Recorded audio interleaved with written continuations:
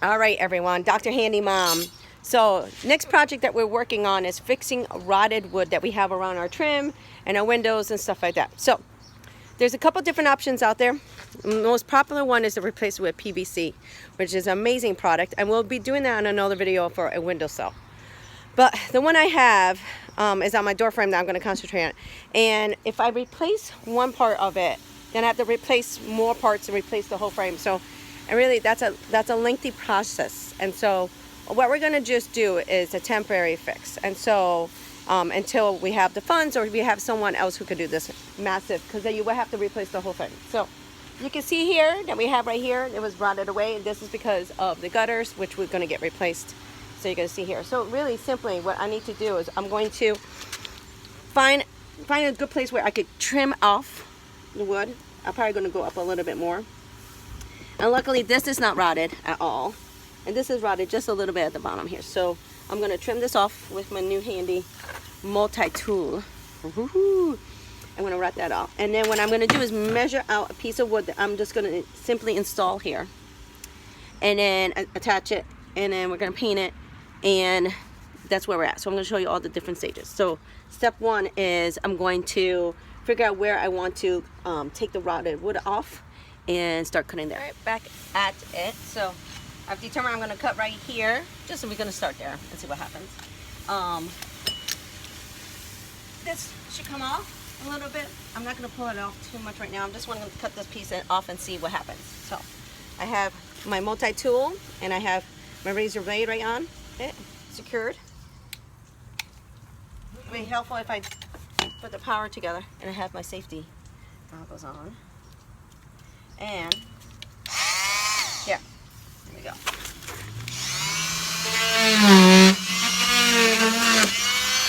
Easy enough, comes right off.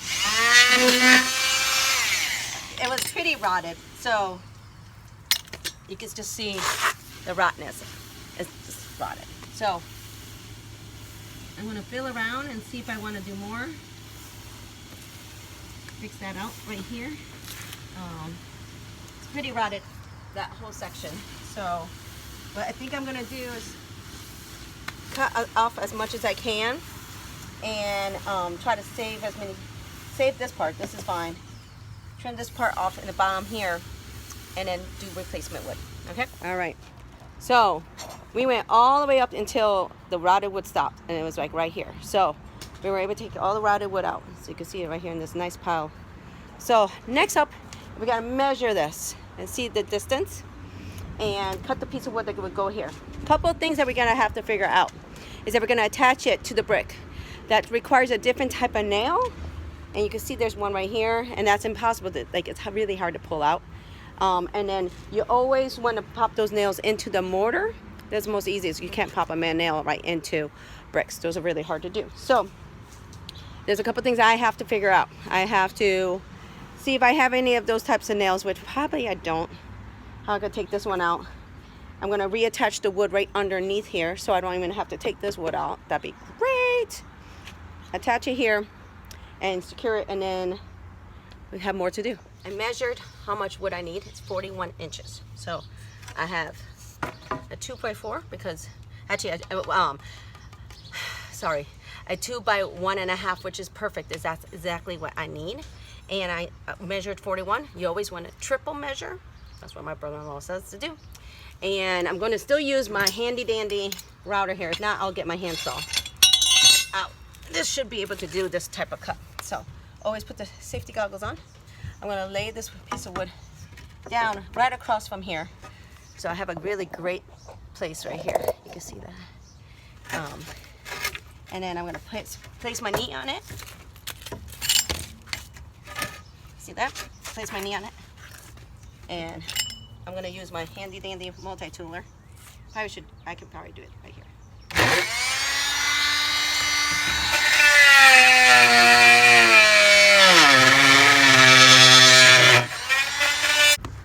Easy, easy, done.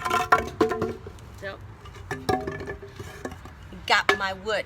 So, next thing for me to figure out is how to secure it. All right, in there. So, Dr. Handy Mom always shows you mistakes. So, I had measured the width here to be 1.5, and so I have wood that's 1.5. But upon putting it in, so you can see I put it in. It looks good, right? And I'm gonna be able to put that joint in. But it's poking out. Can you see how that's poking out? The wood is too big. And then remeasured one more time, and it's an inch, and I have 1.5 inches. So I have the wrong wood. So a couple choices I could do is shimmy, whatever we call it, shimmy it. Like try to shimmy this wood down, and or go get 2 inch, 1.5, wood to make it work. So I think what I'm probably going to do is go get a 1x2, because you always want to do as close as possible as the best job you can do. Hi everyone, I'm back. So remember how I said last that you saw me was that I had the wrong size wood. So I had 1.5 inches. So I went to Home Depot and needed 1 inch by 3. Well, at Home Depot, 1 inch is not really 1 inch, it's 3/4. That's why you always want to bring a measuring tape. So we run around looking for one that actually was a true inch. So we found a board and we got it. And so I was able, with my husband, Carl, helped me out, get it in. We measured it, it was actually 41 inches. We measured it in, got it in. We just used construction adhesive, which is like glue for construction. So got that in. What we also did was I was able to get a piece of wood to replace the bottom half here. And that was actually cut down for myself at Home Depot. They did it for me there. And so, and gave me a good discount. So give me that, and then I snugged this in, and again, put construction adhesive, and I screwed this in. So it looks good, I think. Good. We have to do the other side, but we're gonna take a break and go to the pool. We're gonna work on that tomorrow.